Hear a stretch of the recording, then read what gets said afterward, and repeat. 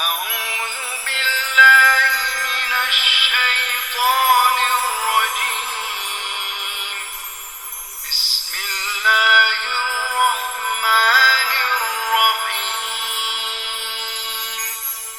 अल्हम्दुलिल्लाह रब्बिल आलमीन वस्सलातु वस्सलामु अला रसूलिहिल करीम अम्मा बादु फ़अऊज़ु बिल्लाहि मिनश शैतानिर रजीम बिस्मिल्लाहिर रहमानिर रहीम इन्ना हाज़ल क़ुरआन यहदी लिल्लती हिय अक़वम। Indeed, this Quran directs to the path which is the most correct and straight. It's a great blessing of Allah subhanahu wa ta'ala on us that we are here virtually together to learn the Quran. The Holy Quran introduces itself as a guidance, as Hudan al-Huda, which is translated as guidance, direction. When we were students of the school, the examiners used to test us whether we know about a word or not by two ways. One was the word meaning, and the other was to use the word into sentence. This gives us more clear understanding of a word. What does it mean? And how it's used in a sentence, in a phrase. When we use the word Huda in the sentence, for example, if you ask me to direct you, ask me to guide you, I won't be able to help you at all. As until you tell me your destination, where you want to head to, I'll not be able to help you. And if you want to go to London and I guide you to go to Manchester, you won't listen to me even, because your destination is London and I'm telling you the way to Manchester. So the guidance should match with the destination. If your destination doesn't match with the guidance, you won't even listen to it. It's important that when we look into the Quran, apparently it doesn't match with our destination. There's no doubt that we are all after this world. We think about it, we plan about it, we spend our time on planning, furnishing, improving this worldly life. But when we look into the Quran guides us to the hereafter. It directs us to the paradise. So apparently it doesn't match with our destination. But if you just go deep and try to find out that what is our destination within this world. I give you an example. If someone retires from his job after 35 years of his service and his colleague sitting next to him asks him, what's your achievement? He says, I have already purchased a plot, and when I get the amount of my gratuity, I'll certainly build a house. Same is the case with the landlords, the farmers, the industrialists, the businessmen. Everyone is after a house for different reasons. For example, someone who lives in a rented house, whenever the call bell rings or the phone bell rings, he always has in his mind, oh, may it not be the landlord to ask me to vacate the house. And if someone is living in an attached house, he is after a detached house. If someone is living in a detached house, he is after a mansion. Now if we again look into the Quran is directing us to paradise. which is a garden, in which there are living apartments. That means a house surrounded by the gardens, beneath which rivers flow. What is an ideal house, in our opinion? A mansion. The residential area is surrounded by the gardens, and there is a waterside below. That is our ideal house. And what Allah Almighty is telling about paradise, that it is a permanent house. Khalidina fiha, living therein forever. Hum fiha khalidun, they will live therein forever. And within the house, what we like, all the amenities, facilities, and all different type of services we have there. And this is what all the Holy Quran is telling us about that house. Walakum fiha ma tashtahi anfusukum. Therein you will have all what you pursue. Walakum fiha ma tad'un. In addition, if you ask for something, that too would be provided to you. This is the paradise. This is the achievement in the hereafter. Another important thing is, Quran has introduced itself as a guidance, as a direction. And also it calls it a book. Kitabun Hakimun, a wise book. When we think of the book, again we have many questions with reference to the Quran. What type of book is this? Because the books we are familiar with are textbook, a fiction, a novel, a book of history, a book of geography, a book of stories. What type of book is this? It's not a textbook, certainly, because in a textbook, a subject described once can be referred back in the later chapters, but it's not explained again and again. Whereas when we look into the Quran, one and the same subject has been described again and again and again. So it's not a textbook. Some people think it's a book of history. Indeed, there are historical facts described in the Quran, but they are not in the historical format. Those who think it's a book of geography, because a book of geography has its own terminology. The Quran may tell you about east and west, north or south, but it's not the geographical format in which the description you will find. Interestingly, some people think, especially the scientists, Muslim scientists, they sometimes assume, oh, this is a book of science. Great scientific facts have been described here. I'm sorry to say that nothing has been described in the scientific terms.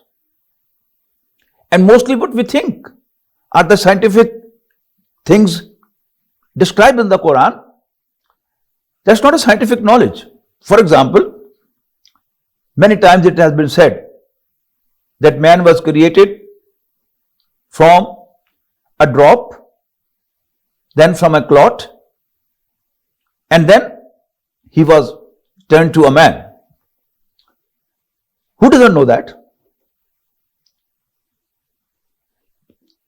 Arabs. They used to have camels, goats, sheep, and their goats, sheep, and she camels used to abort too. In earlier abortion, there was only blood coming out. Later on, clotted blood. Later on, unformed mass, and then a formed baby. They were used to deliver, you used to abort. So was the case of their own women. The miscarriage took place, and the same was the order. an illiterate woman of a village. She just breaks an egg and she finds a red line in it. She just throws it away. So it's rotten. So it was not a new information about the mountains, about the earth, about the heavens. Allah Almighty has described that we created man in 3 layers. Who doesn't know that? The Arabs used to slay camels, goats, sheep. Didn't they know that there is an outer layer, then there are inner layers, and then you find the womb in which the child is produced? The important fact is that all ayat of this nature, of this type, they have a conclusion which we mostly miss. For example, in Surah Al-Qiyamah, it was said, Alam yakun nutfatan min maniyyin yumna ayahsabul insanu an yutraka suda. Does man think that he'll just be left unattended, unquestioned? Alam yakun nutfatan min maniyyin yumna. Wasn't he a drop of semen? Summa kana alaqatan fa khalaqa fa sawwa. Then he turned to be a clotted blood. Fa khalaqa fa sawwa. Then Allah created him and finished him. Khalaqa fa sawwa faja'ala minhu zawjaini dhakara wal unsa. And then from that, Allah Almighty created both men and women. Origin is the same. The same drop of semen gives rise to a boy, and the same gives rise to a girl.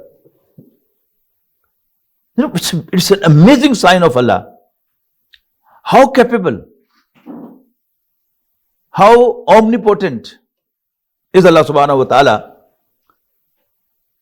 We create different things, we produce different things in our production units.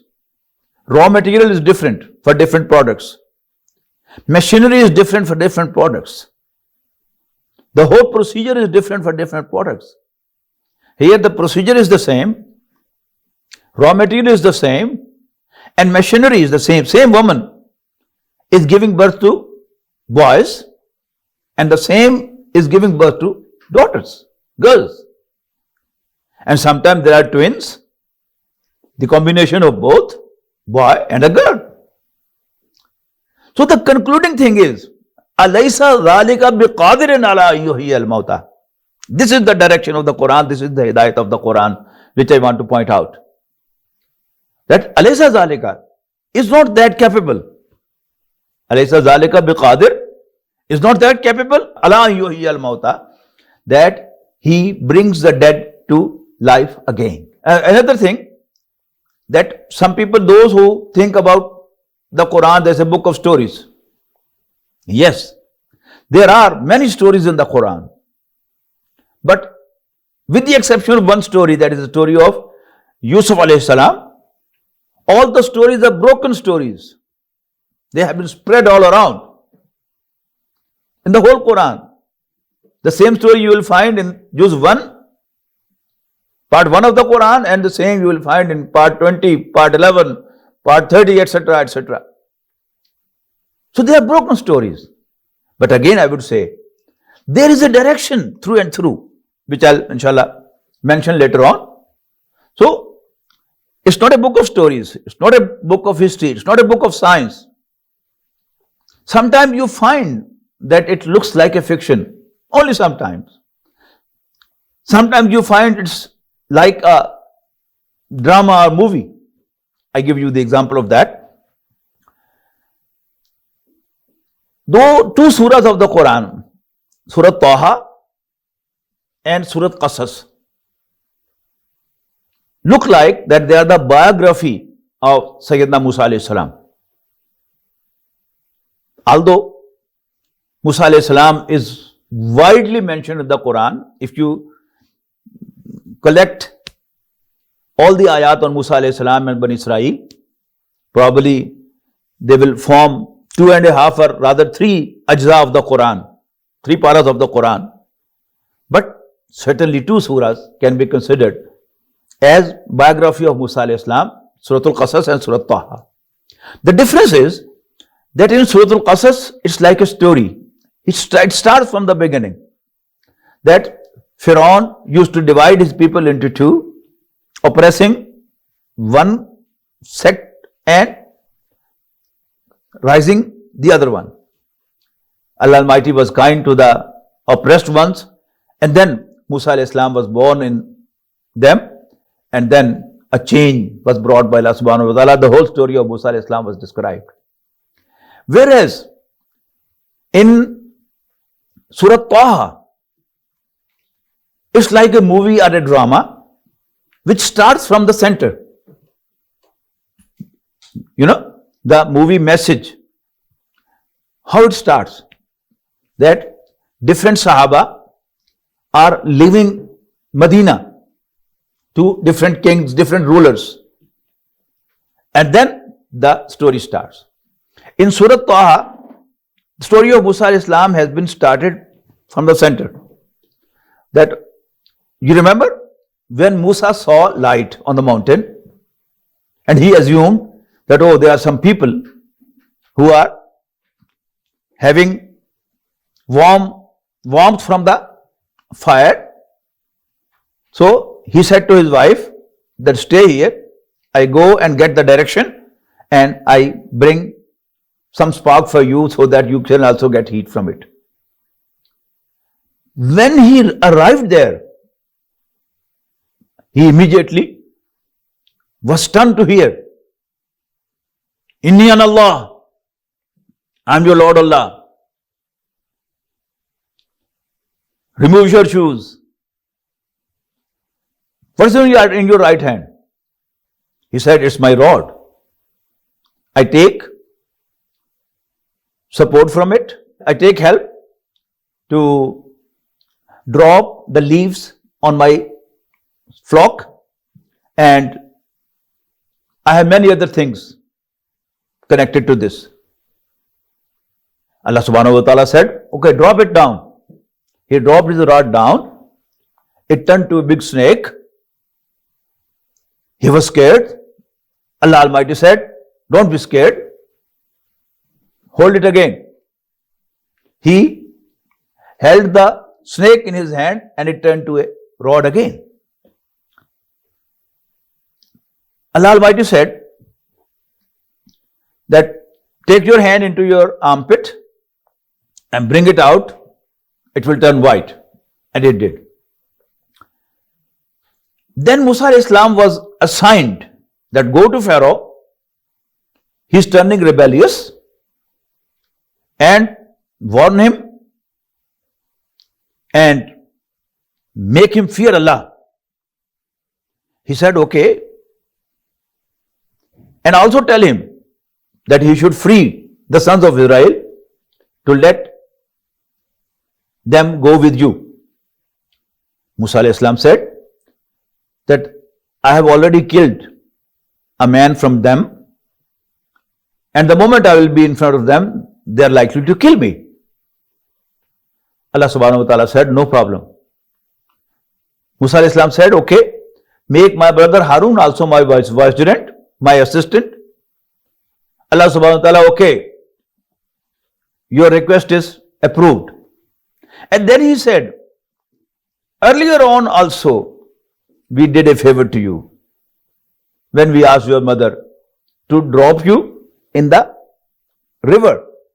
And now the story starts from the beginning. Right? Another important thing is, the guidance of the Quran is not in its tafsir. This is a very new thing probably you are coming across.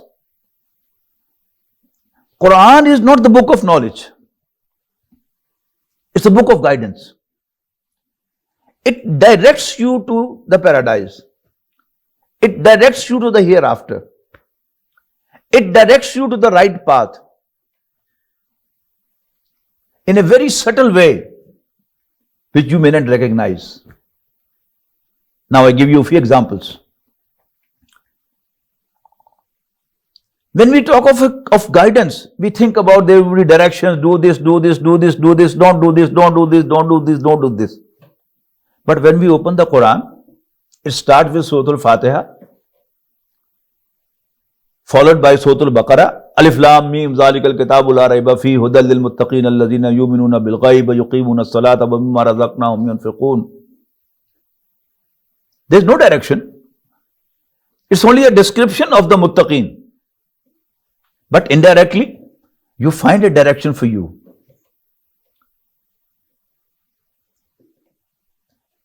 Allah Almighty is our creator and our Lord, obviously. And He knows what He has created. All the weak points within me are very well known to Him. He knows I forget. And for that reason, Allah Almighty has, as the physician prescribes you a medicine along with the dosage. 2 times a day, once a day, 3 times a day. How many milligrams, how many tablets? So Allah subhanahu wa ta'ala knows what we need.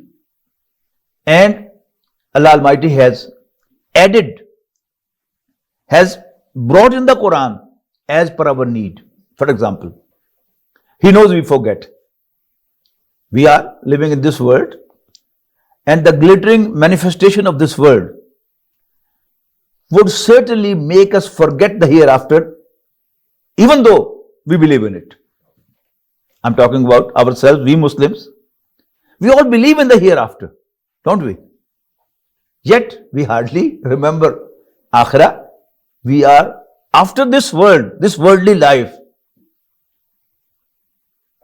So Allah Almighty has not let be any page in any text of the Quran, in any Musaf, without mentioning the Akhirah. At every page of the Quran, you will find Akhirah being mentioned.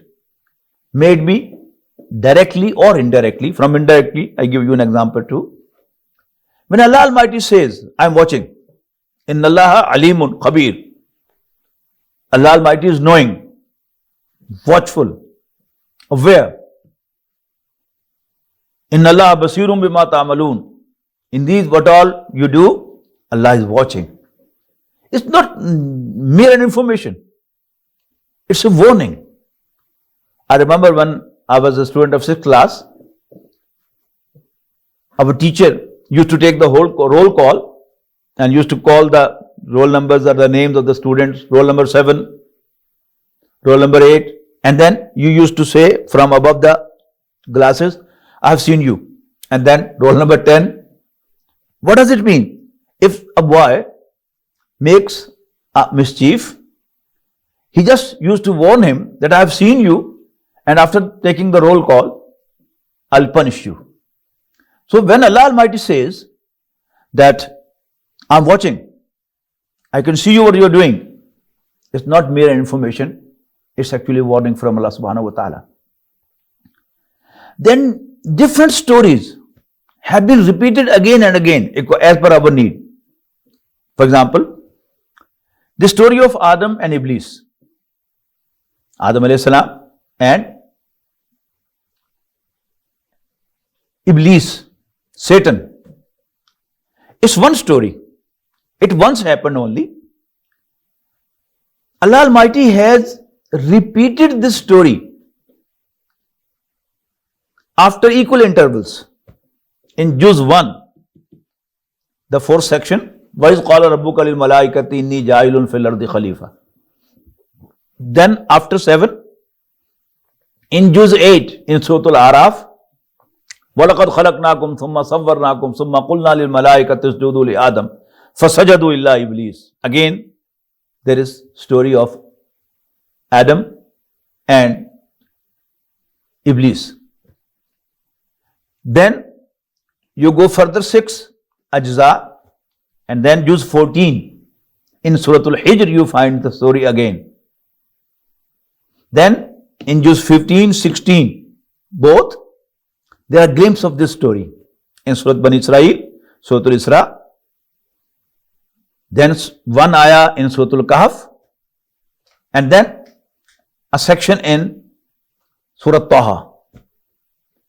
This is Juz 16. Add 7 to this.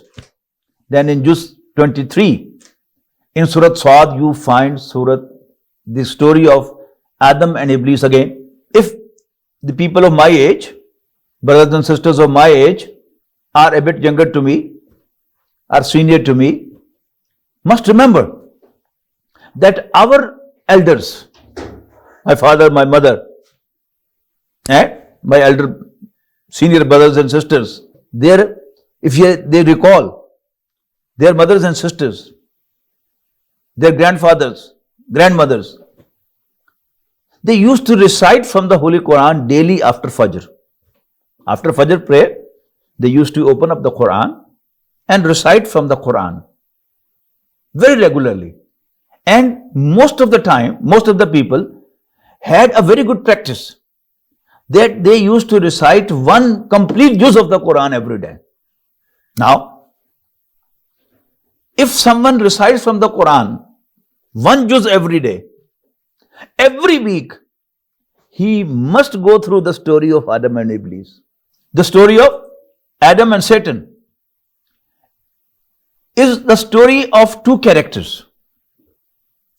One character is Adam and Eve, alayhim assalam, and the other character is Satan. The character of Adam and Iblis is Allah's favorite character. And the character of Satan is Allah's condemned character. A'udhu billahi minash shaitanir rajeem. We say, whenever we recite from the Quran, I seek Allah's protection against accursed, condemned shaitan. What's the difference between both of them? Both characters, that is Satan and the other character, Adam and Eve, alayhim salam, both disobeyed their Lord, didn't they? Allah Almighty said to Satan to bow down before Adam. He refused to do that, didn't do. So he was disobedient. He disobeyed his Lord. And so did Adam and Eve, alayhim salam. Allah Almighty, their Lord, allowed them to enjoy freely all what was available in the paradise, in Jannah, with only one exception. But don't go even close to that tree.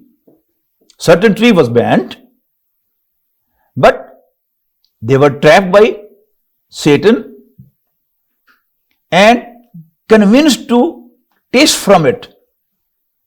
And as soon as they tasted from it, they took from it, ate from it, enjoyed from it. Then Allah Almighty asked them for explanation. O Adam and Eve, Alam anhakuma an tilkum ash-shajara. Didn't I stop you from a certain tree? That one? Wa aqul lakuma inna shaytana lakuma aduwwun mubin. And didn't I tell you that Satan is your open, clear enemy? Adam and Eve could also say, O our Lord, Satan has told us that you have created us for the earth. And one way or the other, sooner or later, you are going to throw us to the earth. But they didn't say that. They simply said, Rabbana zalamna anfusana wa illam taghfir lana wa tarhamna lanakunanna minal khasirin. O our Lord, indeed we wronged ourselves. We were unfair to ourselves. We did injustice to ourselves. And if you don't forgive us and don't treat us mercifully, lanakunanna minal khasirin, we would indeed be of those who face a loss. So both Adam and Eve as well as Satan disobeyed Allah. Both were asked for explanation. But one was consistent. No, I'm right. I'm not supposed to perform a sajda in front of Adam. He is just material and I am from the world of energy. I am from fire, the world of energy. And he is just material from matter. From earth crust, from dust. Whereas Adam and Eve simply apologized, asked Allah to forgive them. So this is the guidance which is not in words. It's a guidance. You go through the story again and again and learn this lesson, that whenever you commit a crime, whenever you commit a mistake, simply ask for forgiveness. Simply apologize. Don't insist. This is the lesson. Then we have stories of many messengers and prophets of Allah subhanahu wa ta'ala in the Quran. We have still 15 minutes and I can quote a few of them in front of you. We start from Nuh alayhi salam. Even in the story of Adam and Satan, there are many more lessons. Every time when you go through this story in the Quran, Allah Almighty will direct you to certain points which are the lessons of this story. We come to Nuh alayhi salam. One of our friends, he passed away, may Allah forgive him, used to say, a member of our organization, that we should not be after the people again and again. He used to use the word, Deen is matloob, not talib. Deen is not a seeker. Deen is sought. So we should give dawah to people, but if they are not ready to listen, we should not go again and again to them. It's the insult of Deen. Such a person, when reciting from the Quran, story of Nuh alayhi salam, he would find that Nuh alayhi salam did dawah, made tabligh for 950 years, when none was ready to listen to him. His own petition in Surat Nuh, Rabbi inni da'utu qawmi laylam wa nahara. My Lord, I called upon the people, I invited the people during the day and the night. Falam yazidum du'ai illa firara. But my call, my dawah, my tabligh did not increase them, but to run away. So they all ran away. None of them listened to you except 3 of his sons only, or a few other Muslims who joined him. But yet, for 950 years, easy to say, but hard to imagine, he was continuously making his dawah, calling the people towards Allah. Then in the story of Nuh alayhi salam, there's a very beautiful expression that the chiefs of his people said to him, "Oh Nuh, you talk very nice. We like to listen to you. But our servants, the people of the lower class from our society, they are having good position in your gathering. We won't come to listen to you until you turn them away." Nuh alayhi salam said, "I can't do that." Now a man living in a big city has no idea what the class society is.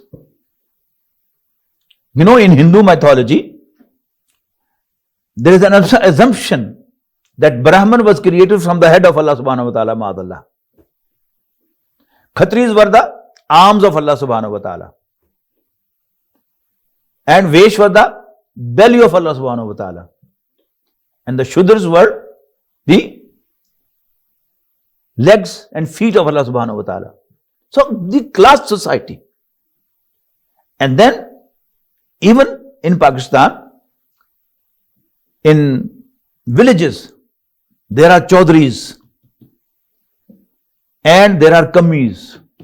The workers, the farmers, they are called working class, kammis. And then there are chaudhries. Now if you go to a village and make you can say a talk, arrange a talk there and then make a round to invite the people to that talk. And if you go to some chaudhry, some chief, he would say, no, you should come to my dera, no, my place, and here you should make an address. What is in depth? That he doesn't want to come to the masjid, to the mosque, where Allah subhanahu wa ta'ala treats all the human beings equal. So, when you read the Quran, story of Nuh alayhi salam, you will find, yes, it's nothing new. It is always there. Then, story of Yusuf alayhi salam, which has been narrated in the Quran as the best story, Ahsan al-Qasas. It has again many lessons. It starts from a family which have a step family, children of different mothers. Whenever there is a step relation in a family, from this story we find, because Yusuf alayhi salam and his 11 brothers, these 12 brothers were the best of mankind as far as the family background is concerned. These are the only men who has prophethood in 3 generations. Their father Yaqub alayhi salam was a prophet. Their grandfather Ishaq alayhi salam was a prophet. And what to talk of their great grandfather Ibrahim alayhi salam.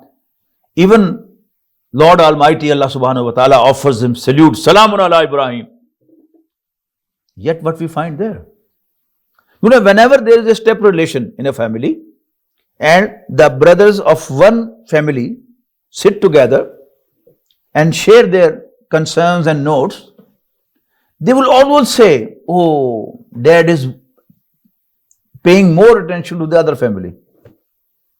And when they will sit together, they will share the same feeling. So this is one of the lessons of this story. And if there is some hawk among them, he would certainly suggest that why not to kill them. This is what happened there. Then the moderate among them also agrees on this, that we should get rid of Yusuf. Although he doesn't allow to kill him, but to throw him in a deep well. This is what it is. Then, in that story, Allah subhanahu wa ta'ala, actually, if you keep in mind, that the Holy Quran is a guide and direction for Rasulullah sallallahu alaihi wasallam in the first place. And then it is a guidance and direction for other people. Rasulullah sallallahu alaihi wasallam was given an assignment in the very early revelations that Ya ayyuhal muddathir qum fa'anzir wa rabbaka fakabbir. Glorify your Lord. Make your Lord great. And Rasulullah sallallahu alaihi wasallam very well understood that Allah Almighty is directing him to conquer Makkah and establish Allah's deen at Makkah, who is the capital town of the whole Arabian Peninsula. But apparently, there were no signs that he can ever do that. Two stories in the Quran, I believe, are a direction for Rasulullah Sallallahu Alaihi Wasallam, a light of hope for Rasulullah Sallallahu Alaihi Wasallam, that don't worry, I can do anything I want. I don't need resources. I produce resources. And these two stories are story of Yusuf alayhi salam and story of Musa alayhi salam. Pharaoh decided to kill Musa even before his birth. And thousands of children were killed. But Allah Almighty make him grow in the house of Pharaoh, in the palace of Pharaoh. And Musa alayhi salam was victorious. And Pharaoh with all his forces was drowned in the sea. Same was the case in Yusuf alayhi salam. Yusuf alayhi salam's brothers decided to get rid of him by casting him to a deep well. But look, O Muhammad sallallahu alaihi wasallam, how we brought Yusuf's brother to him as beggars. This is what we do. In Surah Talaq it was said that man yattaqillaha yaj'al lahu makhrajan. Whoever fears Allah, Allah will make an exit, a way out for him. وَيَرْزُقْهُ مِنْ حَيْثُ لَا يَحْتَسِبْ, and would provide him from where he has never thought. وَمَنْ يَتَوَكَّلَ عَلَى اللَّهِ, and whoever depends on Allah, فَهُوَ حَسْبُهُ, Allah will himself become sufficient for him. إِنَّ اللَّهَ بَالِغُ أَمْرِهِ, indeed Allah is able to do what He wants to do. And furthermore, قَدْ جَعَلَ اللَّهُ لِكُلِّ شَيْءٍ قَدْرًا, Allah Ta'ala has predestined everything. So, all the stories of the Quran, another, I have 2-3 minutes more. If there is a nightclub going to be built in your neighborhood, or some obscene thing is going to happen, and you stand against it, assuming that you are helping the whole neighborhood, that their children don't go wrong. But it is just your assumption. People would not support you. As it was said to Lut alayhi salam, أَخْرِجُوهُمْ مِنْ قَرْيَتِكُمْ إِنَّهُمْ أُنَاسٌ يَتَطَهَّرُونَ. Throw them out of your town. Expel them from your town. They pose to be very pious people. Because if you do that, you will be astonished and you will be disappointed. Oh, what happened? Because you assume people would support you. But none is going to support you. But when after that you will recite from the Quran this story of Lut alayhi salam, you would find, oh yes, this is what is going to happen. No, there are two things. One is Waz Moiza. Oh, please don't cheat. Please don't be dishonest. Don't defraud. Don't do adultery. People would listen to you. They would cry. Tears would shed of their eyes. This is Waz. But if you want to do Nahi anil Munkar, what is Nahi anil Munkar? You simply, in a Waz, you are telling that don't cheat, don't defraud, don't do adultery. This is Waz. But you come to know in the next factory, next to yours, people make a product in your factory in the third world country, and then they are putting a label, made in Japan, made in USA, made in Germany. You go to them and tell them not to do that. You'll be astonished. Your good friend, very nice to you, would be very harsh to you. And this is what Quran is telling about Shuaib alayhi salam, when he stopped the people from defrauding, adulteration. What he was said?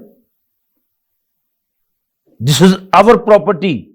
We have the right to do whatever we like to do with our property. Who are you to interfere? This is going to happen. So, our time is close. We are concluding that the Quran is a guidance. It's not a book of information. It's not the book of stories. There are some informations in the Quran. There are some stories in the Quran. Maybe there are scientific facts in the Quran. Maybe you get the information about the history of the Quran, about east and west. But its introduction is Al-Huda, the guidance. I stop it here. I pray to Allah subhanahu wa ta'ala that He blesses us with guidance. Akhiru dawana alhamdulillah rabbil alameen.